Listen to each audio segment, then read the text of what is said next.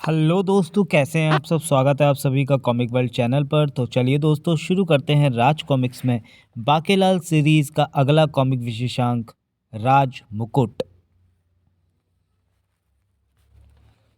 संजय गुप्ता पेश करते हैं राज मुकुट, हास्य सम्राट बाकेलाल का हास्य कॉमिक विशेषांक। चित्रांकन बेदी, लेखक तरुण कुमार वाई, हास्य सलाहकार संजय गुप्ता, विवेक मोहन, संपादन मनीष गुप्ता।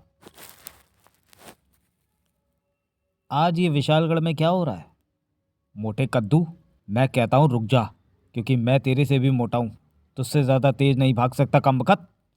अगर तू नहीं रुका तो फिर मैं रुक जाऊंगा, और फिर तेरे भागने का कोई फायदा नहीं होगा। इसलिए कह रहा हूँ रुक जा विक्रम सिंह। घोड़ा सही समय पर मिल गया। हाथी की सवारी घोड़े पर बैठ गई। होड़प्पा दी के हो, चल मेरे घोड़े टिक टिक टिक। विक्रम सिंह, मैं कहता हूँ रुक जा। ओह, ये भी घोड़े पर चढ़ गया। घोड़ा गिर गया। पै तेरी भी पै पै। ओह, मैं तो सोच रहा था कि घोड़े पर चढ़कर उसे पकड़ लूंगा, पर मेरा घोड़ा भी मर गया। बड़ा कमजोर घोड़ा था, पर ये रस्सी अब मेरे काम आएगी। वो मारा, फंदा विक्रम की गर्दन में फंस गया। होड़प्पा दी के हो। आखिर मैंने तुझे पकड़ ही लिया विक्रम। मुझे जाने दो लक्कड़ दादा, इसमें मेरा कोई कसूर नहीं है। कसूर मेरे बात की, मेरी सारी पीढ़ियों का है, पर इस वक्त उनमें से केवल तू ही जीवित है, इसलिए दंड में केवल तुझे ही दे सकता हूँ। वो राजमुकुट मेरी और पूरे विशालगढ़ की शान था, पर बहादुरगढ़ का राजा मुगली छुट्टी मुगली घुट्टी उसे युद्ध भूमि में मुझसे चालाकी से ले गया। आज भी वो मुकुट बहादुरगढ़ में रखा है। मेरे बाद मेरा पुत्र चक्रम सिंह यानी तुम्हारा परदादा भी उस मुकुट को लाना भूल गया, और उसका पुत्र यानी तुम्हारा दादा अकरम सिंह भी मुकुट वापस नहीं लाया। तूने भी राज्य से ज्यादा असली अपनी तोंद का ही विस्तार किया। अपने लक्कड़ दादा यानी उस समय के राजा ऊधम सिंह के मुकुट की याद तुझे भी ना आई कमबख्त। तुझे पुरुष नहीं स्त्री होना चाहिए, और आज मैं तुझे स्त्री बनाकर पूरे विशालगढ़ का चक्कर लगवाऊंगा। सबसे पहले पहन चूड़ियां, मैं अपने माप की लेकर आया हूं, जो तुझे पूरी आ जाएंगी। अब मैं तेरे लंबे बालों की चुटिया बनाऊंगा। और तुझे नाच नथ पहनाऊंगा। आ! बोल, धोती पहनाऊं या घाघरा चोली? तुझे तो मैं घाघरा चोली ही पहनाऊंगा। गुत मतलब चुटिया। अब मैं तेरी गुत पकड़कर तुझे पूरे विशालगढ़ का चक्कर लगवाऊंगा। नहीं, ऐसा मत करे लक्कड़ दादाश्री। बाकेलाल के रहता ऐसा नहीं हो सकता। कचाक। अगर आप मेरे महाराज के लक्कड़ दादाश्री ना होते तो मैं इसी वक्त आपकी गर्दन धड़ से जुदा कर देता। बाकेलाल, तुमने मेरी लाज बचा ली। ठीक है, इस वक्त तो मेरी गर्दन मेरी तेरी तलवार पर है, इसलिए मैं जा रहा हूँ। लेकिन अगर राजा विक्रम सिंह बहादुरगढ़ जाकर वहाँ के राजा कुलचंद सिंह से मेरा मुकुट राज मुकुट लेकर नहीं आया तो 24 घंटे के अंदर विक्रम सिंह पर कोई आफत टूटेगी। और अगर उसके बाद भी मोटा राज मुकुट ना लाया तो उसे मेरे हाथों स्त्री वेश में पूरे विशालगढ़ का चक्कर लगवाने से कोई नहीं बचा पाएगा। अरे, धुआं बनकर उड़ गया। इसी के साथ बाकेलाल ने अपनी बात खत्म की और कहा, बस महाराज, मुझे स्वप्न यहीं तक आया था। महाराज, क्या ये बात सत्य है कि आपके लक्कड़ दादा के राज मुकुट पर बहादुरगढ़ के राजा ने कब्जा कर रखा है? हाँ बाकेलाल, विशालगढ़ की इतिहास पुस्तिका में ऐसा लिखा है, पर इसे वापस लाने की बात मेरे दिमाग में कभी नहीं आई। ओह, इसलिए तो आज सुबह सुबह मुझे ये सपना आया। महाराज, सुना है कि सवेरे का सपना सच हो जाता है। मेरे विचार में आपको तुरंत जाकर राजा कुलचंद सिंह से अपने लक्कड़ दादा का मुकुट ले आना चाहिए। परंतु बाकेलाल, ये कार्य उतना आसान नहीं है जितना तुम समझ रहे हो। कुलचंद सिंह कितना खतरनाक व शक्तिशाली राजा है, ये तुम्हें सेनापति बताएगा। आओ सेनापति। महाराज, मैं जितना जानता हूँ उतना ही कुलचंद सिंह और उसके खानदान के विषय में संसार के सभी राजा महाराजा जानते हैं। राजा कुलचंद सिंह से पहले उसके दादा परदादा लक्कड़ दादा संसार के सबसे ताकतवर राजाओं में माने जाते थे। उनके युद्ध करने के तरीके भी भिन्न थे। जिस राजा से उनकी शत्रुता हो जाती थी वो उसे युद्ध पत्र भेजते थे। राजा बालूशाही, हमें पता है तू बहुत बालूशाही खाता है। तूने एक बार भी बालूशाही ना तो हमारे घर भेजी, ना हमें अपने यहाँ बालूशाही खाने के लिए बुलाया। इसी बात पर मुझे क्रोध आ गया है। इस युद्ध पत्र को पढ़ने के बाद या तो हमें बालूशाही के 50 थाल चुपचाप भेज दे, या फिर युद्ध के लिए तैयार रहे। युद्ध पत्र मिलते ही चाहे वो राजा बालूशाही हो या राजा लस्सी सिंह, सबकी सबकी नानी मर जाती है। अरे महाराज, लस्सी पीते पीते अचानक कथक नृत्य क्यों करने लग पड़े? अभी अभी महाराज ने युद्ध पत्र पढ़ा है, बहादुरगढ़ से आए युद्ध पत्र पढ़कर बड़े बड़े राजा महाराजा ऐसे ही कांपने लगते हैं। तब विवश होकर उन्हें युद्ध पत्र में लिखी शर्तें माननी ही पड़ती हैं। महाराज की जय हो। हमने 50 लिखे थे, पर राजा बालूशाही ने 100 थाल बालूशाही के भेज दिए। बालूशाही पूरे महल में बंटवा दो। अगर भूल से भी कोई राजा युद्ध की चुनौती को स्वीकार करके युद्ध भूमि में पहुंच जाता था तो राजा कबड्डी सिंह, हम धप्पा युद्ध खेलेंगे। तेरे मेरे सैनिक छिपेंगे और तेरे सैनिक मेरे सैनिकों की धप्पा से बचकर और ढूंढकर उन्हें आ पा करेंगे। मेरे जो सैनिक आ पा हो जाएगा वो युद्ध से बाहर हो जाएगा, यानी मारा जाएगा, और तेरे जो सैनिक धप्पा हो जाएगा वो मारा जाएगा और युद्ध से बाहर चला जाएगा। बहादुरगढ़ के सैनिकों से बचना मुश्किल होता है। थप्पा। युद्ध में हार जाने वाले राजा को अपने सारे वस्त्र बहादुरगढ़ में ही छोड़कर केवल चड्डी में अपने राज्य लौटना पड़ता है। राजा ने हमारी नाक कटा दी। अरे बहादुरगढ़ के राजा ने एक कटोरी पेठे की सब्जी तो मांगी थी, दे देता तो कौन सी मुसीबत टूट पड़ती। सेनापति ने अपनी बात समाप्त करते हुए कहा, आजकल बहादुरगढ़ का राजा कुलछन सिंह है। महाराज, विशालगढ़ खुशकिस्मत है कि अभी तक बहादुरगढ़ का युद्ध पत्र नहीं मिला। फिर आ बैल मुझे मार कहने की क्या जरूरत है, और वो भी सिर्फ एक पुराने से मुकुट के लिए। मेरे विचार में तो उस मुकुट को लाने का ख्याल दिल से निकाल दे महाराज। सेनापति के बच्चे, तू मेरी योजना का कबाड़ा क्यों कर रहा है कमबख्त? किंतु सेनापति, फिर बाकीलाल के सपने का क्या होगा? हाँ सेनापति के बच्चे, अगर महाराज उस मुकुट को लेकर नहीं आए तो महाराज के लक्कड़ दादा ना जाने महाराज की क्या दुर्गति करते हैं। मेरे विचार में सपने की बातों पर ध्यान देना मूर्खता होगी। बाकीलाल, मेरे विचार में भी सांप की बाम्बे में हाथ डालने से अच्छा है कि क्यों ना कल तक प्रतीक्षा कर ली जाए। अगर स्वप्न वाली बात सत्य हुई तो हम पर 24 घंटों के अंदर कोई मुसीबत अवश्य आएगी। अगर मुसीबत आई तो हम अवश्य वो मुकुट लेने जाएंगे, अन्यथा नहीं जाएंगे। फिलहाल बड़ पूजा की व्यवस्था करूं। बाकीलाल सेनापति को कोसता हुआ वापस चल पड़ा। इस कमबख्त सेनापति ने बीच में आकर मोटे मुच्छड़ को भड़का दिया, वरना मेरा काम आसानी से हो जाता। मगर मैं भी आसानी से हार नहीं मानूंगा। 24 घंटों में मुच्छड़ पर कोई मुसीबत ढाने की योजना बनानी होगी। पर वो मुसीबत क्या हो जिससे मुच्छड़ भयभीत हो जाए? वो मारा पापड़ वाले को। बन गई योजना। महाराज थोड़ी देर में 1000 बरस पुराने वड़ के वृक्ष की पूजा अर्चना के लिए अकेले ही जाने वाले हैं, जो कि 50 हाथ चौड़े स्थान तक फैला हुआ है। और ये है खुजली के बीज, जिन्हें दूध में पीस कर लगाने से खुजली ठीक हो जाती है। लेकिन अगर इन बीजों को खा लिया जाए तो थोड़ी देर में पूरे शरीर में भयंकर खुजली शुरू हो जाती है।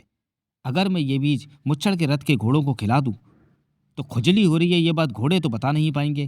तो भला वो क्या करेंगे? वो दौड़ेंगे और मोटे के रोके ना रुकेंगे। पर घोड़ों को खुजली के बीज खिलाने के लिए पहले इन सैनिकों को यहाँ से भगाना होगा। अरे महाराज अभी तक नहीं आए? वड़ पूजा का समय हो गया है, जल्दी जाओ, महाराज को अतिशीघ्र यहाँ भेजो। मैं जाता हूँ, तुम भी जाओ, महाराज के लिए फूलों के हार लेकर आओ। जो आज्ञा बाकीलाल जी। ये तो बाकीलाल है। मैं अपने यार घोड़े बादशाह से इसकी कारस्तानी सुनता रहता हूँ। बेचारे बादशाह को इसने गधा बना दिया था। दोनों सैनिक चले गए। अब अपना काम शुरू करूँ। मैंने खुजली के बीच चने की दाल में मिला दिए ताकि घोड़े आसानी से इसे खा जाएं, क्योंकि चने की दाल घोड़ों को बहुत भाती है। लो प्यारे घोड़ों, खा लो। अबे मत खाइयो, तू अस्तबल में नया आया है, तू इसे नहीं जानता। ये हमें चने खिला रहा है तो इसके पीछे अवश्य इसका कोई मतलब होगा। इंसानों का मतलब इंसानों से ही होता है मूर्ख। हमसे भला इसकी क्या दुश्मनी? मैं तो चने जरूर खाऊंगा। ये खा क्यों नहीं रहा? चपड़ चपड़।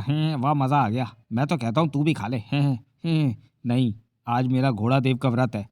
शायद दूसरे घोड़े का पेट भरा हुआ है, पर मेरा काम तो एक घोड़े को भी खुजली के बीच खिलाकर चल जाएगा। मतलब रथ ना रुकने से है। लो महाराज भी आ गए। महाराज आइए महाराज, काम हो गया। मेरा मतलब रथ तैयार है। आप अति शीघ्र बड़ पूजा के लिए रवाना हो। इस पूजा में आपको अकेले ही जाना है। अकेले ही ना जाना होता तो मैं भी चलता। ओ ये क्या वकीलाल, मेरे केश तुम्हारे कुर्ते के बंद में अटक गए। ओह, ये तो छूट ही नहीं रहे हैं। बाकीलाल जल्दी करो, बड़ पूजा का समय हो रहा है। फुर्तीले मित्र, मुझे क्या हो रहा है? मेरे पूरे शरीर में कांटे चुभ रहे हैं। मैंने तो पहले ही तुझे सावधान कर दिया था कि बाकी के हाथ से चने मत खा। बाकी जल्दी करो। शरीर पे भयंकर खुजली हो रही है। अबे खुजा नहीं सकता क्या? देख रहा है खड़े खड़े। मैं कैसे खुजाऊं? मैं भी तो रथ में जुताऊं। महाराज, केश बाकीलाल के कुर्ते के बंद से बुरी तरह से उलझ गए हैं। अब या तो केश काटने होंगे या बाकीलाल जी को कुर्ता उतारना होगा। अब खुजली घोड़े के बर्दाश्त के बाहर हो गई। बचाओ, खुजली से बचाओ, पै गया पंगा। ओह, घोड़ा अपने आप कैसे भागने लगा।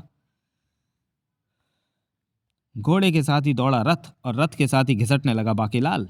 महाराज मुझे छोड़ दो। बाकी, तुझे छोड़ दिया तो मेरे बाल खिंच जाएंगे और मैं गंजा हो जाऊंगा। मैं तुझे नहीं छोड़ सकता। 2-3 बाल खिंचने से आप गंजे नहीं हो जाएंगे महाराज। उफ, रथ की गति और बढ़ गई। घोड़े को खुजली तेज होने लगी है। बाकीलाल, ये कहाँ फंस गया तू। एक तरीका है इस मुसीबत से बचने का, कुर्ता ही उतार देता हूँ। बाकीलाल ने जैसे ही कुर्ता उतारा, बाकी वहीं गिर पड़ा। शुक्र है मैंने अभी तक भुरभुरी मिट्टी वाली जगह पर ही घिसट रहा था, पर जूतियां तो पूरी घिस गईं। इसके बाद मेरे सुंदर पाँव के घिसने की बारी थी। पता नहीं मोटे को बाल खोल कर आने की राय किसने दी थी। पर चलो, मुझे प्रसन्नता इस बात की है कि मेरी योजना सफल हो गई। अब मोटा रथ पलटने से अगर बच भी गया तो उसे चोटें जरूर लगेंगी। स्वप्न वाला किस्सा तो वाकई मन गढ़ंत है जो मैंने विशालगढ़ का इतिहास पढ़कर गढ़ा है, परंतु मुकुट वाली बात सत्य है और इस बार मुच्छड़ बहादुरगढ़ जाकर अपनी अर्थी उठवाने से नहीं बच सकता। वो रहा बाकीलाल।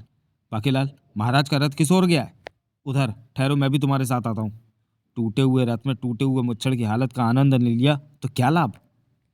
कोचवान, रथ चलाओ। थोड़ी दूर पहुंचते ही उन्हें रथ खड़ा दिखाई पड़ गया। वो रहा महाराज का रथ। आए, रथ तो ठीक ठाक हालत में खड़ा है, घोड़े की खुजली कैसे दूर हो गई। तब तक विक्रम सिंह भी रथ से नीचे उतर आए थे। आओ बाकीलाल, तुम्हारा स्वप्न सत्य था, इसलिए घोड़ा पागल हो गया था। ये संकट अवश्य मेरे लक्कड़ दादा के कारण मुझ पर आया था, किंतु ऋषि संकट मोचन के कारण टल गया। उन्होंने जल छिड़ककर घोड़े को ठीक कर दिया। मैं पागल नहीं हुआ था, मुझे बाकीलाल ने खुजली वाली चने की दाल खिलाई थी। बाकीलाल, बड़ पूजा के पश्चात मैं वो मुकुट लेने बहादुरगढ़ अवश्य जाऊंगा। वो मारा, चलो, मेरी योजना का प्रथम चरण तो सफल हो गया।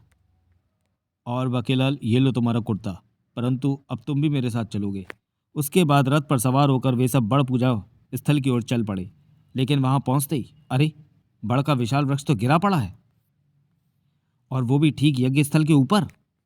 महाराज, अच्छा हुआ जो आप बड़ पूजा का मुहूर्त टल जाने के पश्चात यहाँ पहुंचे। अगर आप ठीक वक्त पर पहुंच जाते तो यज्ञ स्थल पर बैठकर पूजा अर्चना करते और बड़ के विशाल वृक्ष के नीचे दबकर मर जाते। बाकीलाल, अगर घोड़ा अपने आप पागल न होता तो मैं यहाँ ठीक समय पर ही पहुंचता। आज तो मैं घोड़े की पुच्ची लूंगा। तभी वह सैनिक भी निकट आया और, महाराज, यह घोड़ा अचानक पागल नहीं हुआ था, बल्कि उसे बाकीलाल जी ने चने की दाल खिलाई थी। मैंने वहां गिरी दाल की जांच करवा ली है, उसमें खुजली के बीज की मिलावट है। इसका मतलब मेरी जान घोड़े ने नहीं बल्कि बाकीलाल ने बचाई है। बाकीलाल, इसका मतलब तुम्हें पता था कि वड़ का वृक्ष गिरने वाला है? वो जी हाँ महाराज। पता होता तो घोड़े को खुजली के बीज क्यों खिलाता। बाकीलाल, मैं घोड़े की दी पुच्ची वापस लेकर तुम्हें देता हूँ। फिर महल लौटने के बाद बाकीलाल, सेनापति के साथ मिलकर मैंने सोचा है कि पहले मैं राजा कुलचंद सिंह को मुकुट वापस देने का एक आग्रह पत्र भेजूंगा। अगर कुलचंद सिंह ने इस आग्रह पत्र के जवाब में राजमुकुट ना भेजा तो फिर मैं बहादुरगढ़ जाकर राजमुकुट लाऊंगा। यह पत्र बहादुरगढ़ भिजवाने की जिम्मेदारी तुम्हारी होगी। ये लो। जैसी आपकी आज्ञा महाराज। बेटे मुच्छड़, पत्र तो भेजूंगा, मगर उसमें लिखा वो होगा जो बाकीलाल चाहेगा। आग्रह पत्र लेकर शीघ्र ही एक दूत बहादुरगढ़ के राजा कुलचंद सिंह के पास पहुंचा और, महाराज, ये दूत विशालगढ़ से एक आग्रह पत्र लेकर आया है।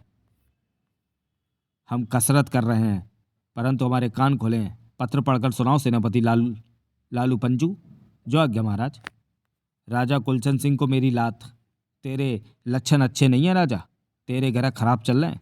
अगर तू चाहता है कि तेरे ग्रह सही रास्ते पर आ जाए तो मेरे लक्कड़ दादा का राज मुकुट चुपचाप मेरे दूत के हाथ वापस भेज दे, वरना इतने जूते मारूंगा कि सूरत बिगाड़ दूंगा। समझा? याद रख, मेरा नाम विक्रम सिंह है, राजा विक्रम सिंह विशालगढ़। आग्रह पत्र सुनते ही राजा कुलचंद सिंह की भुक्तियों में बल पड़ गए। चुपचाप तो कभी कोई चीज हमारे पिताश्री ने भी कभी किसी को वापस नहीं की। राजा विक्रम सिंह को फौरन युद्ध पत्र भेजो। और हाँ, इस राजदूत का मुंह मसाले की तरह कूट कर भेजना, क्योंकि राजा विक्रम सिंह ने मुझे इसके हाथों मुकुट भेजने को लिखा है। शीघ्र ही। महाराज, आग्रह पत्र के जवाब में मुकुट देने के स्थान पर राजा कुलचंद सिंह ने मेरा मुंह कूट दिया और ये युद्ध पत्र थमा दिया। वाह, ये तो सोने पर सुहागा हो गया। युद्ध पत्र, युद्ध पत्र। आ जाओ मैदान में, या तो राजमुकुट ले जाओ या अपनी भी दे जाओ। अपना भी दे जाओ। महाराज, बहादुरगढ़ से युद्ध पत्र का आना अच्छा नहीं समझा जाता। हमने ओखली में सिर दे दिया है, परंतु राजमुकुट प्राप्त करना जरूरी है। महाराज, आप विलंब न करें और राजमुकुट लेने तुरंत जाएं। परंतु बाकीलाल, कल रात ही पिताश्री हमारे सपने में आए। उन्होंने हमें तुम्हें भी साथ ले जाने की सलाह दी है, इसलिए तुम भी हमारे साथ युद्ध के लिए चलोगे। सेनापति, युद्ध की तैयारी करो। बहादुरगढ़ से युद्ध का मतलब तो मृत्यु से तैयारी है। मर गए। इस प्रकार भारी सेना लेकर राजा विक्रम सिंह सेनापति व बाकीलाल के साथ बहादुरगढ़ की ओर चल पड़े। महाराज, अब भी समय है, मुझे यहीं रहने दें ताकि कोई विशालगढ़ की बागडोर संभालने के लिए जीवित बचा रहे। बाकीलाल, तुम क्या कह रहे हो? शोर में मुझे कुछ भी सुनाई नहीं पड़ रहा। अब जो कुछ कहना युद्ध से वापस लौट कर कहना। युद्ध से लौटेंगे तभी ना। विशालगढ़ जीतेगा, जीतेगा भाई, जीतेगा। बहादुरगढ़ में आ पहुंची राजा विक्रम सिंह द्वारा बहादुरगढ़ पर चढ़ाई की सूचना। क्या राजा विक्रम सिंह सचमुच सेना लेकर युद्ध करने आ गया? उड़प्पा दी केहू पापे। आज तक ऐसा नहीं हुआ कि हमारे युद्ध पत्र पाकर कोई राजा युद्ध करने आया हो। वो तो पहले ही घुटने टेक देता है, क्योंकि हमारे पूर्वजों के भय के कारण आज भी बहादुरगढ़ का नाम इज्जत से लिया जाता है। सेनापति, अब क्या होगा? हमें तो युद्ध लड़ना ही नहीं आता। हमें तो सिर्फ खाना और सिर ढककर सोना आता है। यही तो मैं भी कह रहा हूँ महाराज। काफी समय से युद्ध ना होने के कारण मैंने तो दर्जी का धंधा खोल लिया है। अब मैं सुई तो चला सकता हूँ, परंतु तलवार नहीं। यही हाल हमारे सैनिकों का भी है। आपको राजा विक्रम सिंह को युद्ध पत्र नहीं भेजना चाहिए था। मैंने सुना है कि राजा विक्रम सिंह संसार का सबसे शक्तिशाली राजा है। थोड़ी देर बाद, सेनापति, जब ओखली में सिर दे ही दिया है तो फिर मूसल से क्या डरना? हमने तय कर लिया है कि हम राजा विक्रम सिंह से युद्ध करेंगे, किंतु यह युद्ध भिन्न तरीके से लड़ा जाएगा, जिसमें छल का प्रयोग भी किया जाएगा। चलो युद्ध भूमि। मुझे भी अपने साथ मरवाएगा ये कुलछन सिंह। और फिर, ओह, तो तू है राजा विक्रम सिंह जो मुझसे युद्ध करना चाहता है? देख, अभी भी समय है, वापस चला जा। बेकार में हम हार जाएंगे। हम वापस जाएंगे तो राजमुकुट लेकर और तेरे युद्ध पत्र का जवाब देकर। तो फिर ठीक है रे, युद्ध होगा, परंतु हमारा युद्ध लड़ने का तरीका भिन्न है। और तुम्हारी हमारी सेना के बीच 3 युद्ध होंगे। इनमें से जिसकी सेना 2 युद्ध जीत लेगी वही विजय सेना मानी जाएगी। बोलो मंजूर है? मंजूर है। युद्ध का बिगुल बजाओ। पहले युद्ध का नाम होगा लंगड़ी टांग युद्ध, जिससे तुम्हारी सेना एक टांग पर उछल उछल कर नंगे पांव लड़ेगी। मंजूर? मंजूर। तो फिर जूतियां उतारकर एक पांव पर उछल उछल कर आगे बढ़ो और युद्ध करो। अब आएगा मजा। जूतियां उतारकर लंगड़ी टांग युद्ध आरंभ करो। सेनापति, तुम इनके साथ जाओ। बाकीलाल, तुम मेरे साथ यहीं खड़े रहो। पर मुझे एक टांग पर चलना नहीं आता महाराज। ये सैनिक ही चले जाएंगे। वैसे भी तो युद्ध सैनिकों ही नहीं लड़ना है। सेनापति, अगर तुम तुरंत ही आगे ना बढ़े तो वापस एक टांग पर ही जाओगे, क्योंकि दूसरी मैं तोड़ दूंगा। कहीं महाराज मुझे जाने को ना कह दें। बाकी खींच दे इसका मगध की जूतियां। अरे रे! इस प्रकार सेनापति को अपने सैनिकों का नेतृत्व करते हुए आगे बढ़ना ही पड़ा। आगे बढ़ो मेरे बहादुर सैनिकों। मोटे ने तो कह दिया कि लड़ो, पर एक टांग पर युद्ध कैसे लड़ेंगे? इसने तो मैं मेंढक बना दिया। इसी दूसरी तरफ से राजा कुलसन सिंह की सेना आगे नहीं बढ़ी। तैयार हो जाओ मेरे जाबाज दर्जियों, मेरा मतलब सैनिकों। जैसे ही दुश्मन निकट आ जाए उस पर टूट पड़ना। पर मुझे पता है कि वो निकट आ ही नहीं पाएगा, क्योंकि आ उई ऊ युद्ध भूमि की भुरभुरी मिट्टी में कांच मिला हुआ है। ओह, इसलिए शत्रु राजा ने नंगे पांव व लंगड़ी टांग से युद्ध लड़ने की शर्त रखी है, क्योंकि एक पांव तो जमीन पर रख ही नहीं सकते और दूसरा पांव कांच से घायल हो जाएगा तो सेना आगे ही नहीं बढ़ पाएगी और पराजित हो जाएगी। वह दृश्य देखकर विक्रम सिंह के मस्तक पर चिंता की लकीरें मंडराने लगी। बाकीलाल, हमारे सैनिक तो बैठ गए। अगर ये आगे नहीं बढ़े तो पहला युद्ध हम बिना लड़े ही हार जाएंगे। बाकीलाल, जल्दी से कोई तरकीब सोचो ताकि हमारे सैनिक आगे बढ़कर शत्रु सेना का मुकाबला कर सके। तरकीब? हाँ, तरकीब तो मैंने सोच ली है। क्योंकि रास्ता साफ नहीं होगा तो सैनिक मरेंगे नहीं और मोटा आगे नहीं बढ़ेगा। सैनिक, जल्दी से तंबू में जाकर आटा छानने की छलनी लाओ। सैनिक जल्दी से दौड़कर तंबू की रसद में से आटा छानने की छलनी ले आया। ये लीजिए बाकीलाल जी। बाकीलाल, आटा छनवाने से क्या होगा? आप बस देखते जाइए महाराज। अब मैं भी जाता हूँ मैदान में सैनिकों के पास, और चूंकि मैं सैनिक नहीं हूँ इसलिए मैं जूतियाँ पहनकर जा सकता हूँ। पता नहीं बाकीलाल क्या कर रहा है। युद्ध भूमि में पहुंचने के बाद बाकीलाल ने मिट्टी छलनी में भर ली। बाकीलाल, ये तुम क्या कर रहे हो? छलनी से कांच छानकर तुम्हारे आगे बढ़ने का मार्ग बना रहा हूँ। इतनी छोटी छलनी से इतना बड़ा मैदान कैसे छनेगा? रहने दे बाकीलाल, क्यों बेकार में मेहनत कर रहा है? आगे बढ़ने से क्या लाभ? अरे ये क्या, मिट्टी में कांच के साथ स्वर्ण मुद्राएं भी हैं। सेनापति, ये स्वर्ण मुद्राएं कहाँ से आ गई? इससे पहले कि इससे पहले इस भूमि पर 50 साल पहले भी युद्ध हुआ था। शायद तब शत्रु राजा की गिर गई होंगी। मगर ये स्वर्ण मुद्राएं तो हमें मिलनी चाहिए। वो देखो, उसने और स्वर्ण मुद्राएं ढूंढ निकाली हैं। अरे वाह, इसमें तो अभी और भी स्वर्ण मुद्राएं हैं। तभी बाकेलाल ने चिल्लाकर कहा, महाराज, चारों ओर स्वर्ण मुद्राएं दबी पड़ी हैं। कोई भी मुद्रा लक्ष्मी का रूप होती है। हम मुद्रा पर पांव रखकर युद्ध नहीं लड़ेंगे। अगर आप ये युद्ध लड़ना चाहते हो तो पहले हमें छलनी भिजवा दें, ताकि हम सारी मुद्राएं छानकर आपको लौटा दें। अरे वाह, ये तो खुद स्वर्ण मुद्राएं छानकर हमें दे रहा है। सेनापति, युद्ध तो थोड़ी देर बाद भी लड़ लेंगे। जल्दी से 5,000 छल्लियां लेकर विशालगढ़ के सैनिकों की तरफ फेंक दो। जो आज्ञा महाराज। ये तो बैठे बिठाए खजाना मिल गया। और थोड़ी देर में छल्लियां आ गईं। अब इन छल्लियों से सारा कांच छान डालो, क्योंकि स्वर्ण मुद्राओं की बात झूठी है। वो तो मैंने ही चुपके से मिट्टी में मिला दी थी। कांच को इस थैले में भरते जाओ। शीघ्र ही मुद्राओं का थैला भर गया। इसे आकर ले जाओ। हम 2 सैनिक भेज रहे हैं। दोनों सैनिक वह थैला उठा लाए। ये तो मुद्राओं से पूरा भरा लगता है। इसे मैं स्वयं खोलूंगा। राजा कुलचंद सिंह ने जैसे ही थैले में हाथ डालकर मुद्राएं निकालनी चाहिए, इसमें तो कांच भरा है, जो हमने रणभूमि में मिला रखा था। धोखा! भागो, क्योंकि अब वो हमें नहीं छोड़ेंगे। मारो मारो!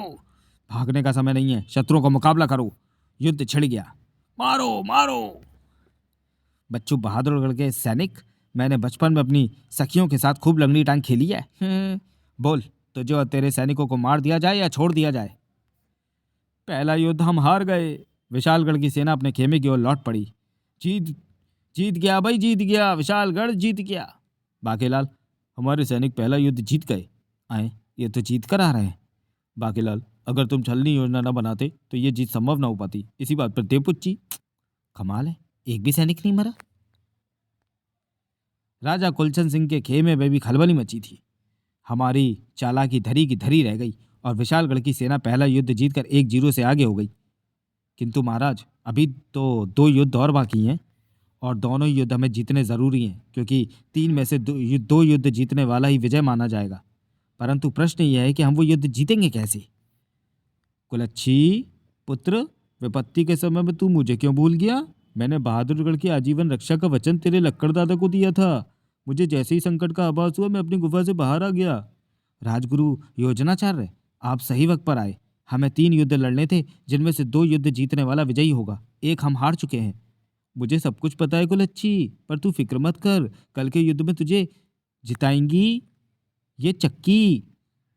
इसे अगर कोई सही दिशा में चलाएगा तो इसमें से लंबी चोंच वाले बकूतर नाम के विचित्र पक्षी निकलेंगे और दुश्मन सेना के ऊपर उड़कर उन पर बीट कर देंगे। जिस भी सैनिक पर बीट गिरेगी उसकी शक्ति क्षीण हो जाएगी और वो कोई भी शस्त्र नहीं उठा पाएगा।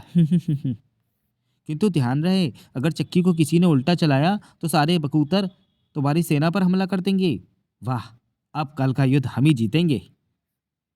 अगले दिन युद्ध भूमि में, अगर हम आज भी युद्ध जीत गए तो हम 2-0 से विजयी माने जाएंगे, और तीसरा युद्ध हम हारे या जीते इससे कोई फर्क नहीं पड़ेगा। लो, राजा कुलचंद सिंह की सेना भी आ गई। परंतु ये लोग चक्की क्यों लाए हैं? चक्की का रहस्य केवल बहादुरगढ़ के सैनिकों को ही मालूम था। चक्की को सही दिशा में चलाना आरंभ करो।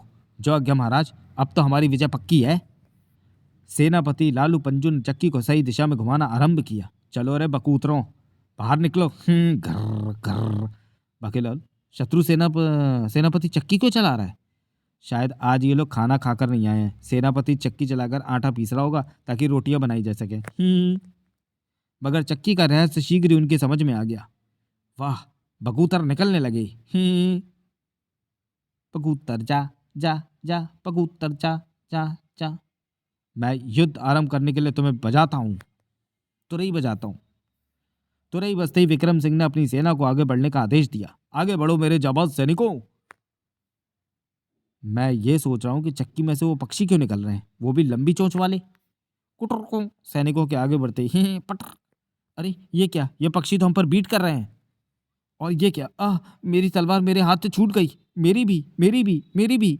सेनापति लालू पंजू लगातार चक्की घुमाए जा रहा था। और निकलो, क्योंकि विक्रम सिंह की सेना बहुत बड़ी है। सेनापति के होश उड़े जा रहे थे। ये क्या हो रहा है? ये पक्षी जिस भी सैनिक पर बीट कर देते हैं उसकी शक्ति क्षीण हो जाती है, और न सिर्फ शस्त्र उसके हाथों से छूट जाते हैं बल्कि वो अपने पांव पर खड़ा भी नहीं हो पा रहा। कैसे विचित्र पक्षी हैं ये, कैसा जादू भरा है इनकी पीठ में। बाकेलाल, हमारे सभी सैनिक शक्तिहीन होकर रणभूमि में गिरते जा रहे हैं। अब तो तुम ही उन शैतान पक्षियों से बचा सकते हो, लेकिन मैं भी उन पक्षियों को बीट करने से कैसे रोकूंगा? बाकेलाल, मैं कुछ नहीं जानता। अगर इन पक्षियों को रोका ना गया तो ये बीट कर करके हमारी विशाल सेना को शक्तिहीन कर देंगे, और तब हमारे हाथ लगेगी केवल पराजय। परंतु मैं वहां गया तो पक्षी मुझ पर भी उफ। ठहरो, बीट से बचने के लिए ये छतरी ले जाओ। पर मुझे क्या जरूरत पड़ गई युद्ध तुझे जितवाने की, मोटे? बाकी को रणभूमि में जाना ही पड़ा। मेरी तो कुछ समझ में नहीं आ रहा कि इन शैतान पक्षियों को सैनिकों पर बीट करने से कैसे रोकूं। पक्षियों की जादुई बीट से बचने के लिए बाकेलाल छतरी तो ले आया था, पर कोई शैतान कबूतर छतरी में ही घुसने लगे तो बाकी बेचारा क्या करे? कुटर को क्यों बे, इतना भी नहीं पता कि युद्धभूमि में छतरी लेकर नहीं, ये शस्त्र लेकर आते हैं? ओह, ये छतरी में घुसकर मुझ पर बीट करने के चक्कर में है। बाकेलाल ने तेजी के साथ छतरी घुमाकर बकूतर को उछाल फेंका। हट पीछे। कुटर को, तूने मुझे छतरी मारी, तेरी ये हिम्मत? कुटर को, खबरदार, इस पर बीट सिर्फ मैं करूंगा।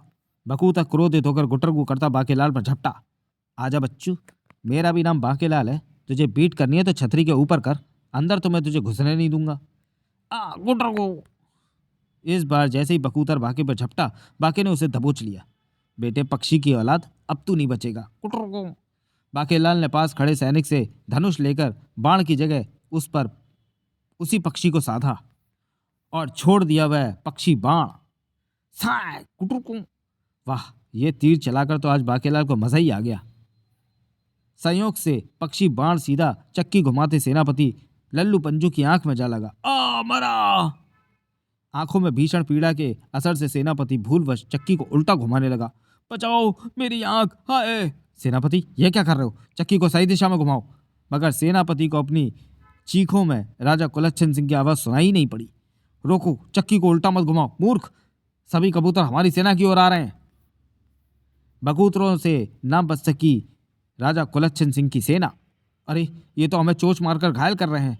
महाराज, इन्हें हम पर भी बीट करने को ही कहो।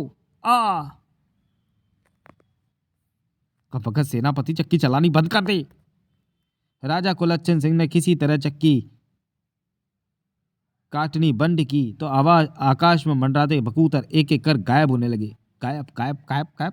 आ ये देखते ही जहां राजा कुलच्छन सिंह ने अपना सिर पीट लिया, वहीं राजा विक्रम सिंह प्रसन्न उठे। बाकेलाल, आखिर तुमने इस संकट से भी हमें बचा ही लिया।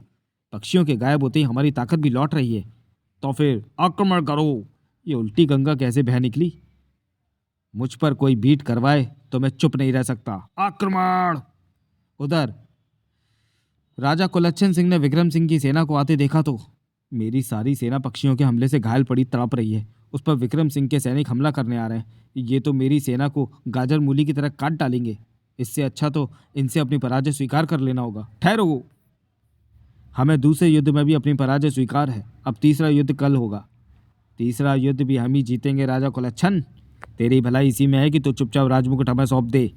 अगर राजमुकुट चुपचाप तुम्हें सौंप दिया तो बाकी के राजा भी अपने अपने राजमुकुट लेने आ धमकेंगे और हमारी सारी इज्जत मिट्टी में मिल जाएगी। तभी बाकेलाल भी विक्रम सिंह को लेकर वहां पहुंचा।